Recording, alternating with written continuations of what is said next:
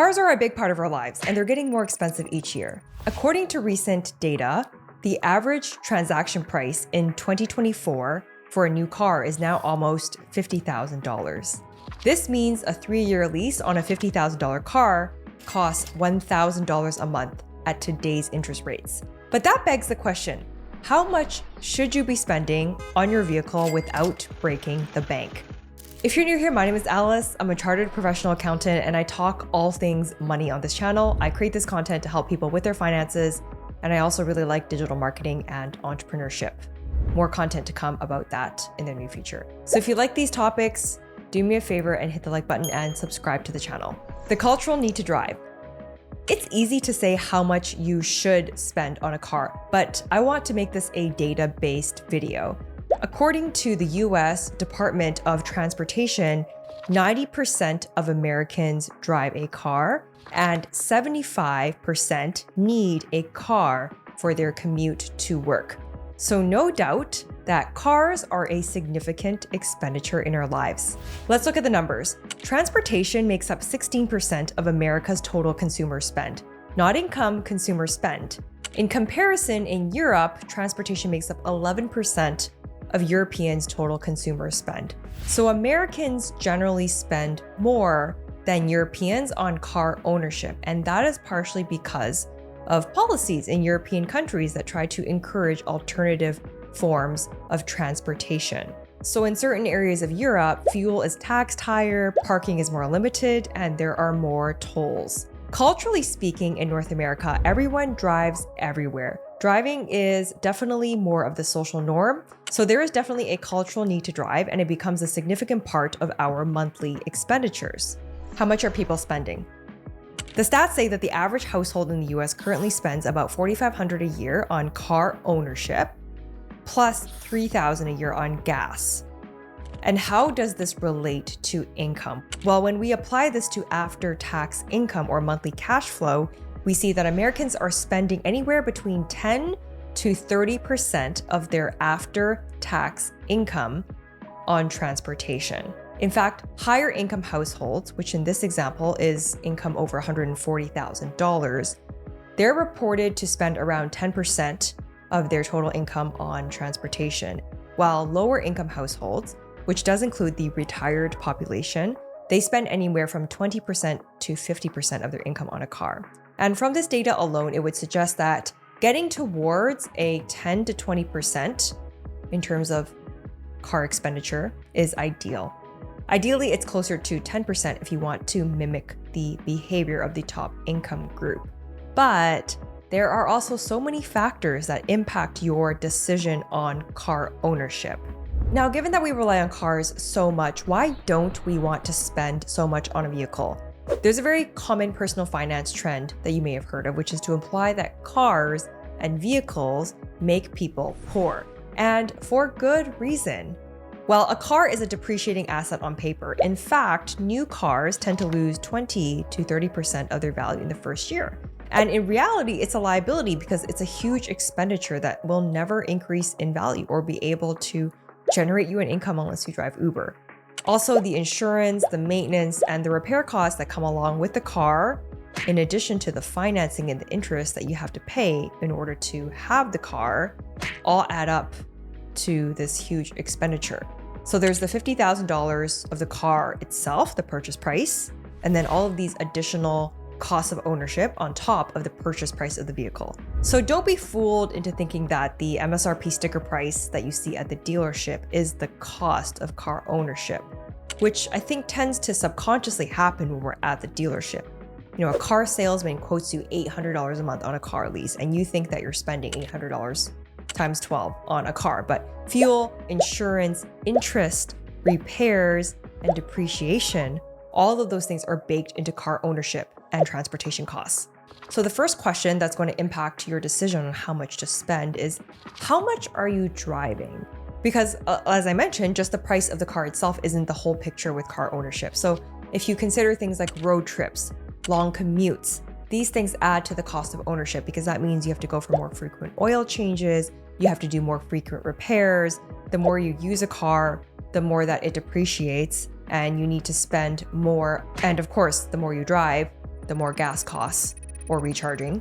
Another question is, does your work require you to drive a lot? This tends to be the case for a lot of people that are self-employed or traveling salespeople. So it depends on your profession. If that's the case, I would ask you whether you're in a position where you can structure your vehicle to become tax deductible. Can it be expensed under your company, under your employer's company, or your own company? In both Canada and in the US, there are special treatments for car usage that can be expensed depending on your situation. Next question is, how many earners are there in your family? Now, being a one-car household versus a two-car household is a huge decision that impacts your choice on which car you pick, because if you have two cars, presumably it's at least 1.5 times more than if you only had one car. And as you can guess, the data shows that the majority of American household units average between 1 to 2 cars, which is directly correlated to the number of earners in the family. So in other words, the more earners in a family, the more income there is, the more cars they're likely to own.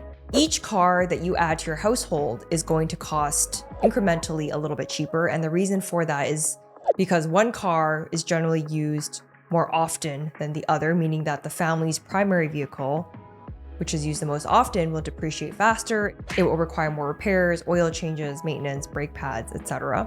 So when determining the overall cost of ownership, you also have to think about how many vehicles you need and how many vehicles you have, as well as the incremental cost of each car to operate on your household.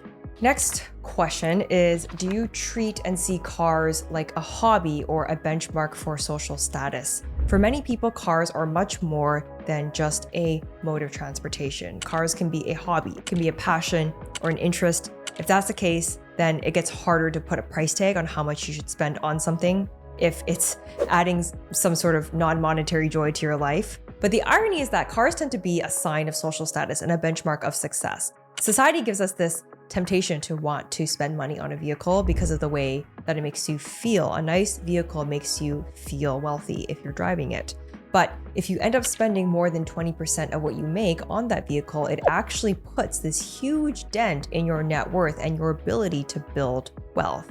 Another thing that impacts this is your opportunity cost. So if you were to spend $1,000 a month on a car payment, which is what I mentioned in the beginning of the video, and you spend 20% of your income on that car, meaning you make around $5,000 a month after tax, but you had the option to buy a less nice car for $500 a month, which would take up 10% of your income. The incremental amount that you are spending on this car, which is $500 between option A and option B, then becomes an opportunity cost for you, meaning what's the cost of you not putting that $500 elsewhere? And that's where your financial situation and financial goals come into play. If your goal is financial freedom, then that $500 could definitely be spent investing in something or even paying down debts. Make sure you check out my video up top here if you want my take on whether you should pay off debts or invest at any given time.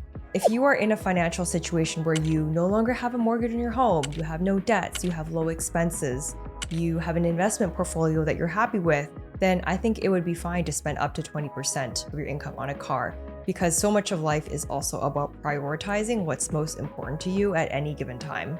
But if you're not in that situation and you don't have many assets yet, you don't have multiple streams of income, or you're just relying on a single source of income from your employer and you spend more than 20 to 30% of your income on a car, then that can be very easily financial quicksand to fall into and stay into for a long period of time. Hence why we have all of these other videos on YouTube claiming that cars are the #1 thing that keep people broke.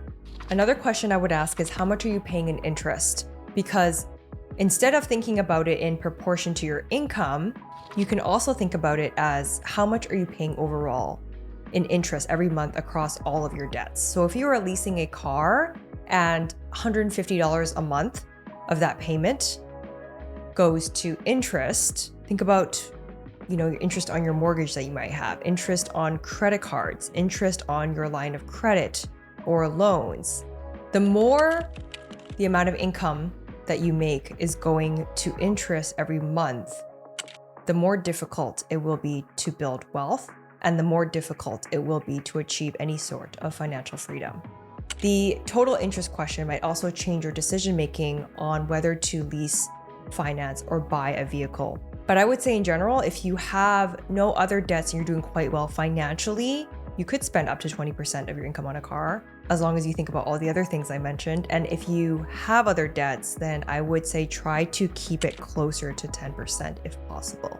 Also, when it comes to car ownership and allocating a certain amount of your income to your vehicle, we also want to think about where else is your money going? How do we balance car ownership across all of our other expenditures that we have, including rent, mortgage, food, healthcare, entertainment costs?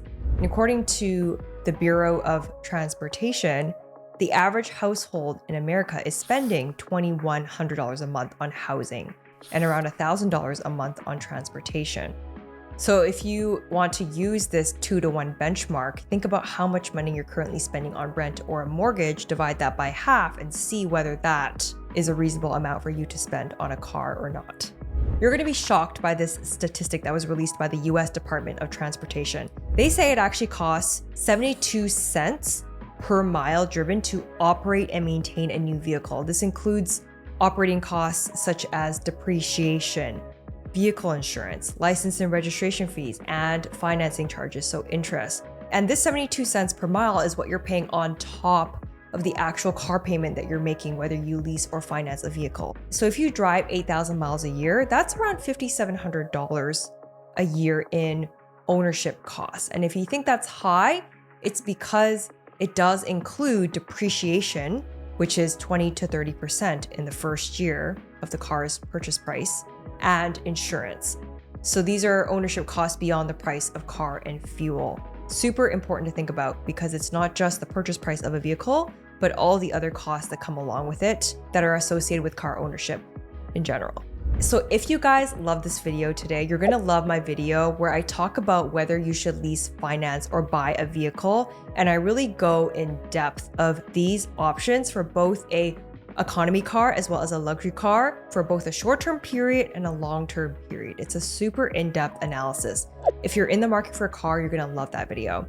Leave me a comment down below and let me know what you thought about these statistics around car ownership, how much you currently spent on your vehicle, and what your takeaways were for this video. And I'll see you guys in the next one. Until next time.